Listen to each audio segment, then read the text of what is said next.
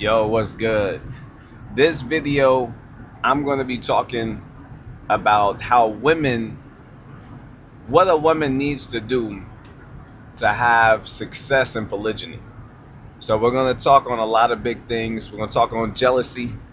I'm going to give you some good, realistic tools, tips, advice, counsel on how you can fight jealousy, how you can whoop jealousy ass. Now, when it comes to dealing with polygyny, one of the very first things for women, is to make the cognitive decision that they gonna do it and be committed to it. Just how it is in a relationship, in a monogamous relationship, if you will. Just one man and one woman. That's what monogamy is. There has to be that level, a deep level of commitment on both ends of the spectrum. The man has to be committed, the woman has to be committed. It's the same thing with polygyny. You can't be 1 foot in, 1 foot out. Or when one thing happen that make you upset or uncomfortable, you want to leave. You'll never have success like that. So the very first thing is you got to commit to the lifestyle. You got to acknowledge that there's going to be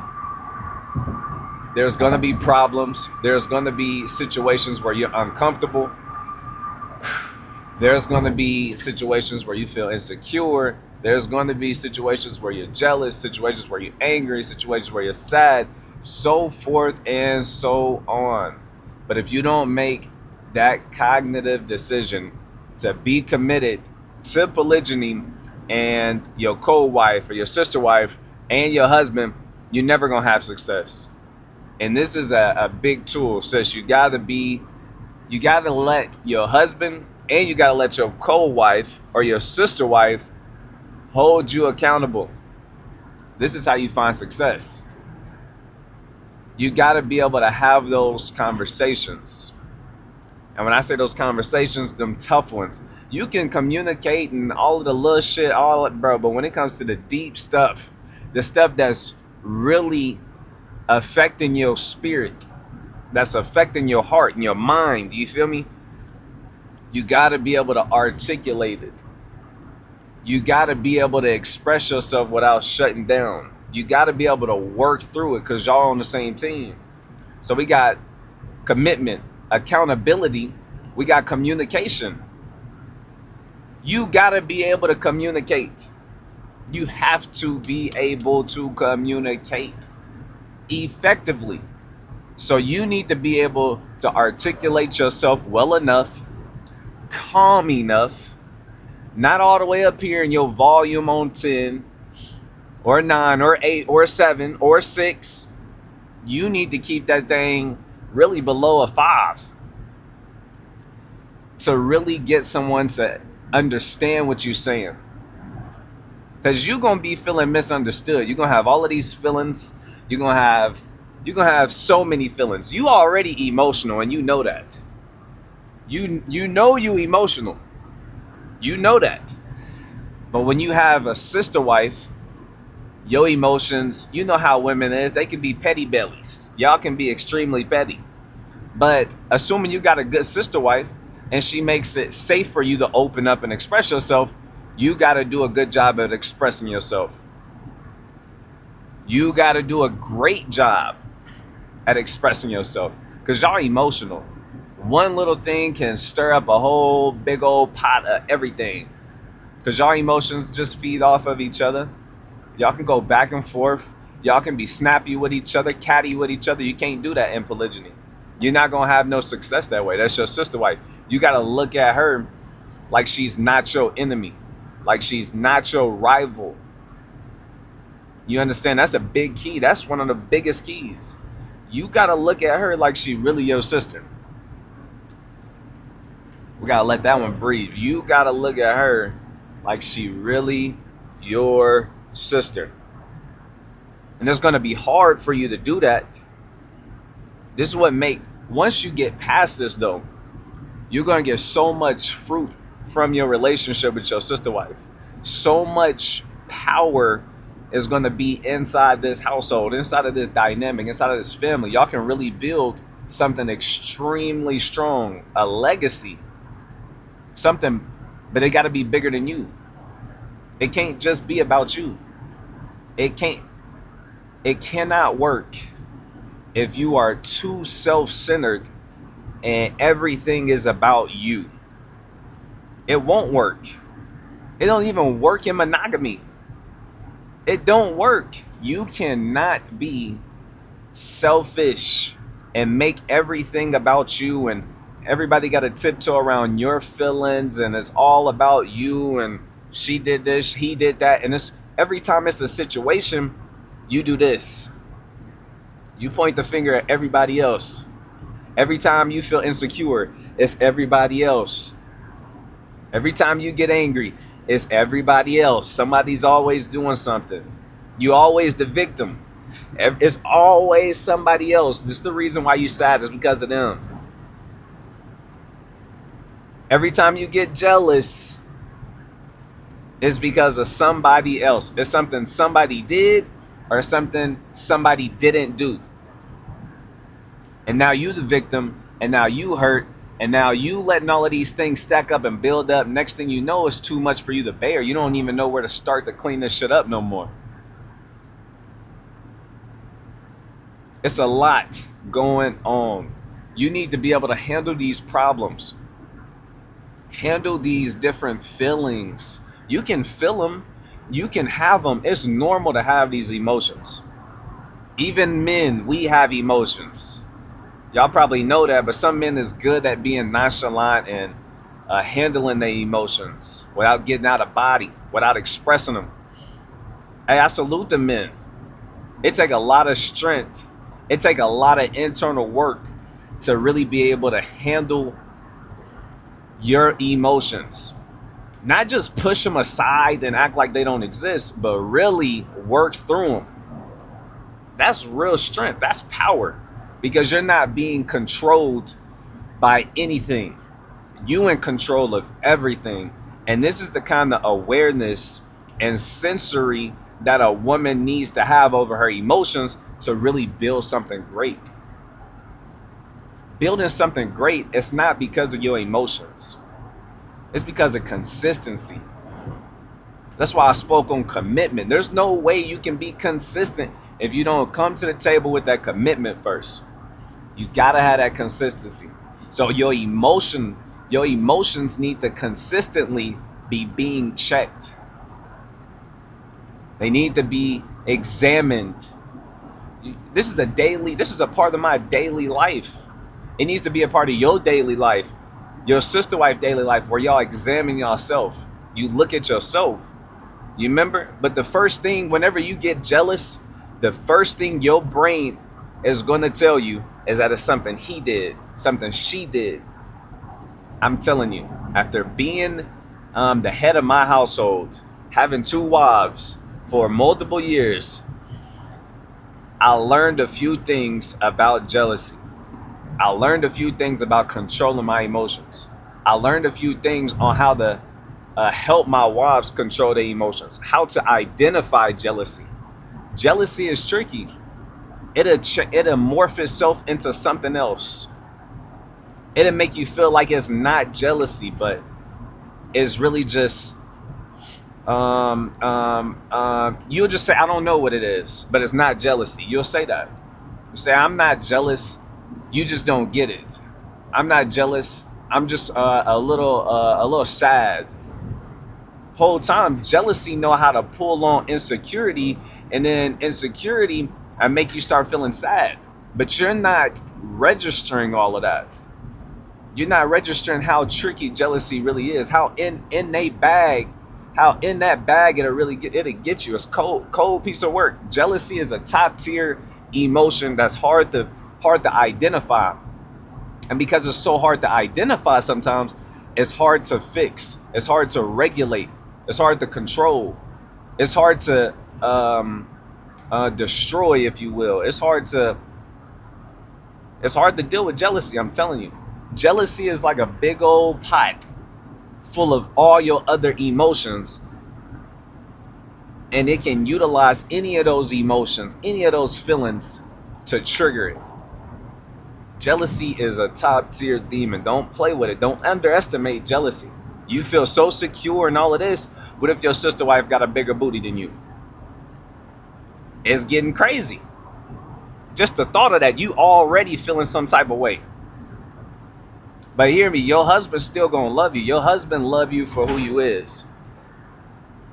So whenever you get upset about, whenever you get jealous, let's just call it what it is. Whenever you get jealous, you can't immediately project that on your sister wife like she doing something wrong. You can't project that on your husband like he's doing something wrong, like he don't love you, like he don't care you. You gotta look at yourself. You gotta do that internal work. You gotta change your mindset. A lot of our women, they didn't have the strongest support system when it comes to aiding them with the tools to handle their emotions.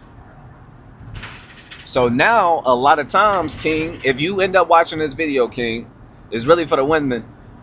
Some of that burden and work ends up falling on you, even though you're the husband. These women were supposed to learn certain things from their mothers and their grandmothers and aunties, but due to society and the things that this life throw at us, things that our enemies throw at us, our households was destroyed. Our principles and our morality was destroyed. So now you got this beautiful woman that you love about and care about so much. But it comes to a time, it comes a place whenever you really get so close to this woman and you see the different attributes that she have or don't have, you're gonna end up having to become her teacher. You're gonna end up having to take on another role that wasn't really designed for you to begin with. She was supposed to already know this.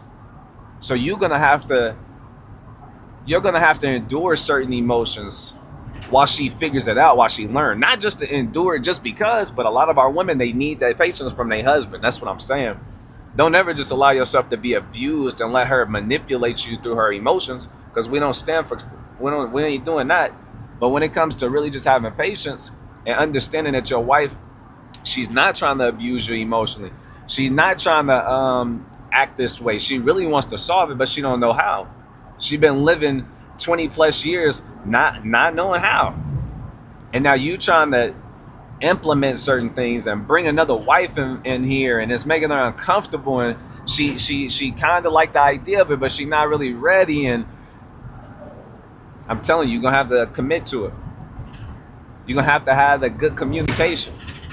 You're gonna have to have the consistency when it comes to regulating your emotions. You're gonna have the consistency when it comes to examining yourself, because all of these emotions that you feeling, you're gonna want to blame it on somebody else. Everything that goes wrong, every emotion you feel, you always gonna want to look out here and blame somebody else. And I'm telling you, none of that is gonna fix the problem. Even if it was something that your husband did and he was actually wrong, or your sister wife did something and this time she was actually wrong, most of the time they not doing nothing wrong, sis. I'm gonna tell you for real, 7 to 8 times out of 10 is usually you tripping, because you got all of these insecurities. You got all of this doubt and fear. You fear that your husband gonna leave you, or you fear that your husband is gonna like her more. You fear that she gonna do something sexually that he likes from her more. And you can't, when I talk about these things, whenever me and my wives, we first started making this stuff happen with polygyny, my wife couldn't stand to have any conversation about any of these things I'm talking about today. It was like an exorcism. It was like so many negative thoughts, pessimistic, just worst case scenario. It was like demons was just, what is it called? Possessing her, if you will. And whenever I mention the word jealousy, she'll start shutting down. Whenever I tried to have a conversation about, our intimacy and my other wife's intimacy, and I'm trying to give her some understanding, she'll shut down. And we couldn't ever make any real progress because just the thought of it'll shut you down. So when people try and say you weak, don't listen to them. Women are trying to call out other women. Let me try and make it more simple. If a woman chooses to practice polygyny with her husband, she got a sister wife, she got a husband, they got kids, other women will look at her like she weak, or she's stupid, or she dumb. It's other things that they say too, but you get the idea. In reality, it's the complete opposite. Women that are in polygynous households, allowing their husband to lead them, are the strongest women out here. Are the strongest. You don't know the day-to-day grind, the self-development and growth, the understanding, you feel me? The understanding it really takes to live with another woman and know that this woman is getting her brains beat down in the next room, but still understand that her husband loves her. You don't understand the kind of strength it takes. You don't know the kind of strength it takes to allow yourself to not be so self-centered, so selfish, and everything is about you. To put your family and y'all goals as a family above just your own selfish desires, to make you feel a little bit more comfortable. These are the strongest women.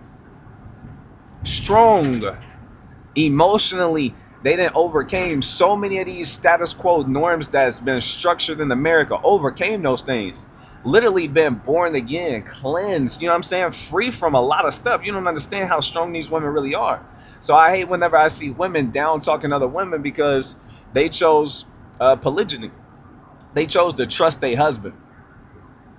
Trust his leadership and his guidance. Strong. It take a lot to... America gives our women power, independence. You see what I'm saying? The spirit where I don't need a nigga for nothing. I can do it all by myself.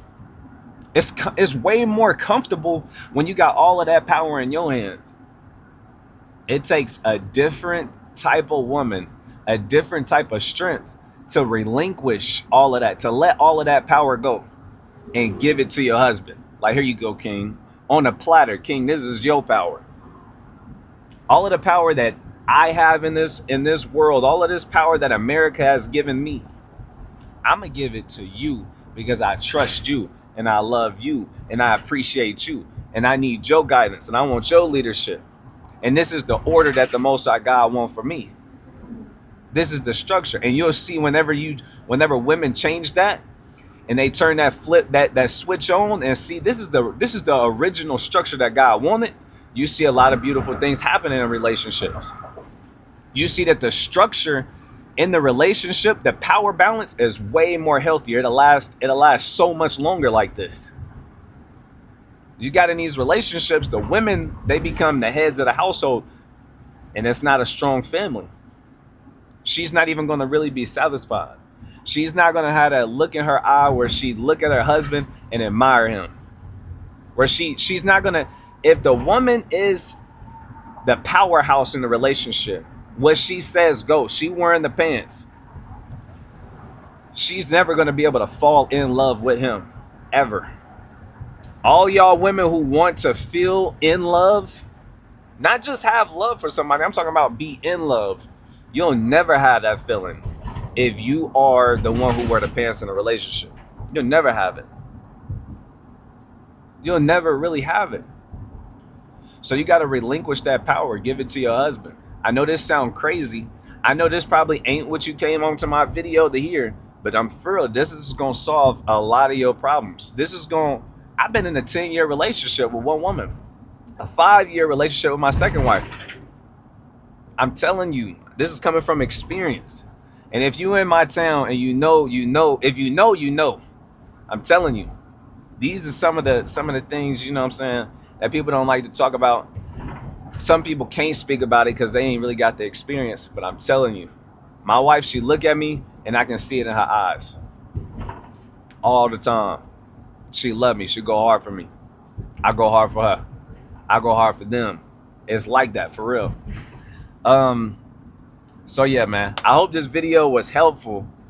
I want to do more videos for the women. But if you really are considering polygyny, or you just, kind of just been seeing little videos, you know what I'm saying, hearing a few things, or you might even see my Facebook or Instagram, and you just like, shit, I'm gonna just tap in and see what he talking about, see what this crazy nigga talking about. This is what I be on for real. And I guarantee you, if you take some of my advice, it will benefit you. And if you made it this far in the video, please like.